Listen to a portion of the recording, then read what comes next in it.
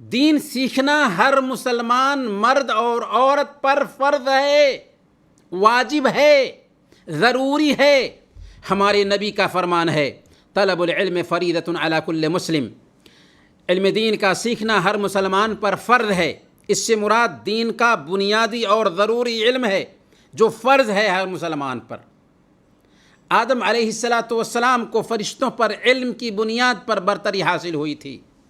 قرآن کریم میں سب سے پہلی آیت جو نازل ہوئی اس کی شروعات اقرا سے ہو رہی ہے۔ اس میں پڑھنے کا حکم دیا جا رہا ہے جو علم کی کنجی ہے۔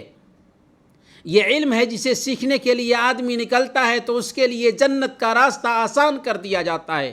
وَإِنَّ الْمَلَائِكَةَ لَتَضَعُ أَجْنِحَتَهَا رِضًا لِطَالِبِ الْعِلْمِ کہ فرشتے طالب علم کے راستے میں اپنا پر بچھاتے ہیں۔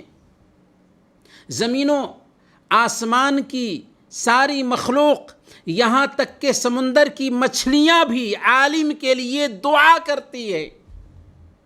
اس سے بڑھ کر عظمت، فضیلت اور برتری اور کیا ہوگی کہ ہمارے لیے فرشتے جو نورانی مخلوق ہیں پر بچھا دیں اور عالم کے لیے سمندر کی مچھلیاں بھی دعا گو ہوں۔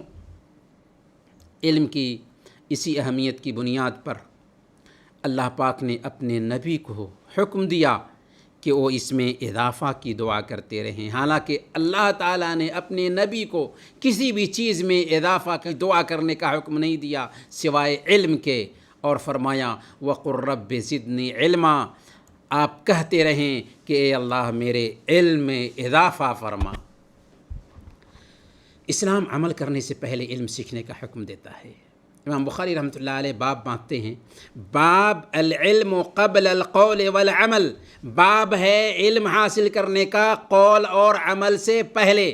اس ضمن میں یہ آیت کریمہ نقل کرتے ہیں، فَاعْلَمْ أَنَّهُ لَا إِلَٰهَ إِلَّا اللَّهُ، جان لو کہ اللہ کے علاوہ اور کوئی معبود برحق نہیں۔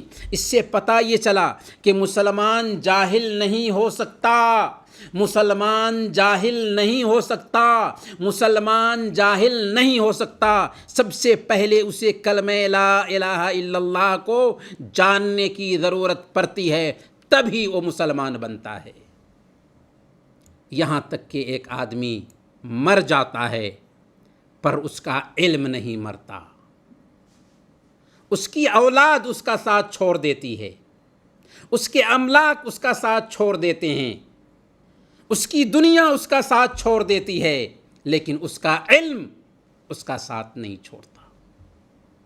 جی ہاں، علم مرنے کے بعد بھی انسان کے لیے صدقہ جاریہ بن جاتا ہے۔ صحیح مسلم کی روایت ہے، اللہ کے نبی صلی اللہ علیہ وسلم نے ارشاد فرمایا، جب ایک انسان مر جاتا ہے تو مرنے کے بعد دنیا سے اس کا تعلق بالکل کٹ جاتا ہے، البتہ تین چیزیں ایسی ہیں کہ یہ تین چیزیں باقی رہتی ہیں، الا من صدقۃ جاریۃ او علم ينتفع به او ولد صالح يدعو له۔ صدقہ جاریہ، علم جس سے لوگ فائدہ اٹھائیں، اور نیک اولاد جو اس کے لیے دعا کرتے رہیں۔ اس حدیث میں اس نقطے کی طرف اشارہ ہے کہ ایک بندہ جب وفات پا جاتا ہے، اس نے اگر علم سیکھا، دوسروں کو سکھایا، تو مرنے کے بعد بھی اس کی اولاد تو اس کا ساتھ چھوڑ دیتی ہے، اس کے بیوی بچے، اس کے کنبے قبیلے اس کا ساتھ چھوڑ دیتے ہیں، لیکن علم اس کا ساتھ نہیں چھوڑتا، بلکہ اس کا ثواب قبر میں بھی اس کو ملتا رہتا ہے۔ گویا علم یہ کہتا ہے کہ تیرے ماں باپ تیرا ساتھ چھوڑ دیں گے، تیرے بھائی بہن تیرا ساتھ چھوڑ دیں گے، تیرے کنبے قبیلے تیرے ساتھ بے وفائی کریں گے، لیکن ہم تیرا ساتھ نہیں چھوڑ سکتے۔ یہ ہے علم، یہ ہے علم کی اہمیت اسلام میں۔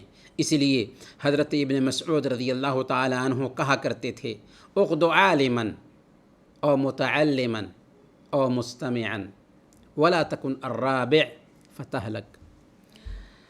عالم بن کر رہو، یا طالب علم بن کر رہو، یا دین کی باتیں غور سے سننے والے بن کر رہو۔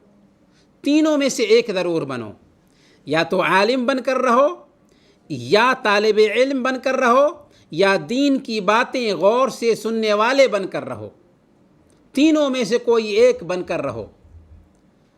ولا تکن الرابع، چوتھا نہ بننا ورنہ ہلاک ہو جاؤ گے۔ اب ہم اپنے آپ کا جائزہ لے کر دیکھیں، کیا ہم عالم ہیں؟ اگر ہیں تو بہت اچھا، اگر نہیں تو کیا ہم طالب علم ہیں؟ اگر ہیں تو بہت اچھا، اگر ہم طالب علم بھی نہیں تو کیا ہم دین کی باتیں غور سے سننے والے ہیں؟ اگر ہیں تو بہت اچھا، اگر نہیں تو ہم ہلاکت کے دہانے میں ہیں۔ یا تو عالم بن کر رہو، یا تو طالب علم بن کر رہو، یا دین کی باتیں غور سے سننے والے بن کر رہو۔ اگر تینوں میں سے کوئی ایک صفت بھی تمہارے اندر نہیں پیدا ہوتی ہے تو تم ہلاکت کے دہانے پر ہو۔ اور حضرت ابن مسعود رضی اللہ تعالیٰ عنہ یہ بھی کہا کرتے تھے، لَأَنْ أَجْلِسَ مَجْلِسَ فِقْهٍ سَاعَةً أَحَبُّ إِلَيَّ مِنْ صِيَامِ يَوْمٍ وَقِيَامِ لَيْلَةٍ، میں فقہ کی مجلس میں 1 گھنٹہ کے لیے بیٹھوں، یہ میرے لیے 1 دن روزہ رکھنے اور 1 رات قیام کرنے سے زیادہ بہتر ہے۔ میں فقہ کی مجلس میں 1 گھنٹہ بیٹھوں، یہ میرے لیے 1 دن روزہ رکھنے اور 1 رات قیام کرنے سے بہتر ہے۔ سبحان اللہ، کیا مقام اور مرتبہ ہے اس مجلس کا، جس مجلس میں دین کی گفتگو ہوتی ہو، جس مجلس میں بیٹھنے والے دین کی باتیں سن رہے ہوں۔ علم کی یہی اہمیت تھی کہ اسے سیکھنے کے لیے ہر دور میں اسلام کے بیٹوں نے اور اسلام کی بیٹیوں نے بڑی بڑی قربانیاں پیش کیں۔ بقی بن مخلد بہت بڑے امام گزرے ہیں، اندلس کے تھے، دنیا کا ایک کنارہ ہے۔ بغداد میں پتہ چلتا ہے امام احمد بن حنبل کے بارے میں تو اندلس سے پیدل چل کر بغداد آتے ہیں تاکہ امام احمد بن حنبل سے علم حاصل کر سکیں۔